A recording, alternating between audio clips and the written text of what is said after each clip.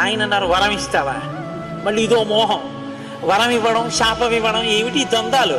నాకేం అక్కర్లేదు, నీకేమైనా కావాలా నేను ఇస్తానన్నా. అంటే పరమశివుడు అన్నాడు, ఈ మాట నీతో అనిపించడం కోసమే ఇంతసేపు నిల్చున్నాడు. నీలాంటి కొడుకు కావాలి, నువ్వు నాకు కొడుకు అవుతావా అన్నారు. అంటే సనత్కుమారుడు అన్నాడు, నీకే కొడుకునవుతానన్నాడు. పార్వతీదేవి అండి, ఏది అంత దీర్ఘం ఇస్తున్నావు? నీకే కొడుకునవుతానంటా ఏంటి? నీకే కొడుకునంటే నాకు కొడుకువే అండి. అదొక్కటి అడక్కమ్మా అన్నాడు. అదేమయ్యా, అదేమిటి నీలాంటి కొడుకు పుడుతుంటే నా కడుపున పుట్టకపోవడం ఏమిటి? అమ్మా, ఎంత పార్వతీదేవివైనా తల్లి, నేను ఒక కడుపున పుట్టడం అంటే అమ్మా, తల కింద పెట్టి కాళ్ళు పైకి పెట్టి 9 నెలలు అమ్మ కడుపులో పడుకుని యోని ద్వారంలోంచి బయటికి రాలేనమ్మా.